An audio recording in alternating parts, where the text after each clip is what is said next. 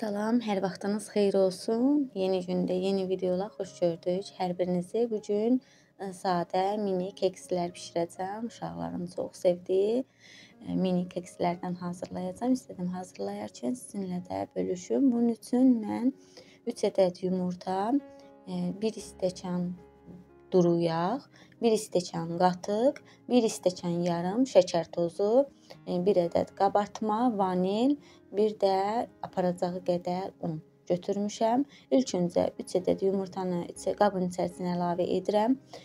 Sonra üzərinə 1 stəkan yarım şəkər tozunu əlavə etdim. Biraz qarışdırdıqdan sonra üzərinə 1 stəkan götürdüyüm duru yağı da əlavə edib qarışdırıram. Sonra isə 1 stəkan qatığı da üzərinə əlavə edirəm. Qarışdırdıqdan sonra qabartma tozunu və vanili də əlavə edirəm içərisinə.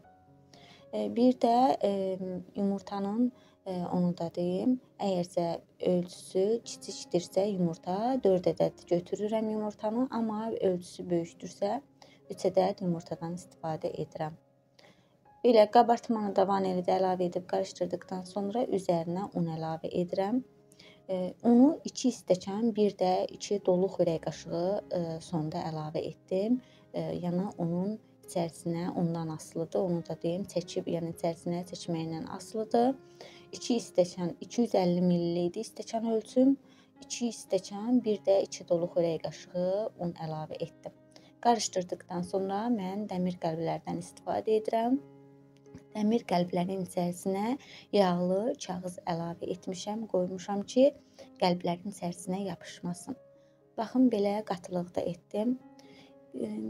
Qəlblərin içərisinə yağlı kağızı da qoyduqdan sonra içərisinə hazırladığım xəmiri əlavə edirəm və qoyuram sobada bişməyə. Sobanın alt gözündə bişirirəm, üzəri qızarana qədər bişirdim.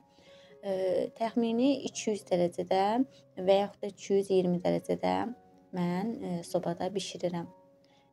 Çox qəşəng həqiqətən alınmışdı və belə bişirdiyimiz, hazırladığımız yəni kekslər artıq hazırdır.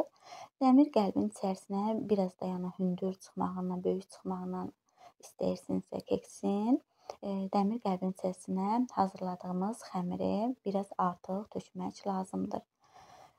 Hazırlayan hər kəsə nuş olsun. Bu günlük bu qədər. Videonu izləyib bəyəndinizsə bəyəniş səsi qoyub abunə olmağı unutmayın. Sağ olun, sağlıqla qalın. Gələn videolarda görüşmək üzrə.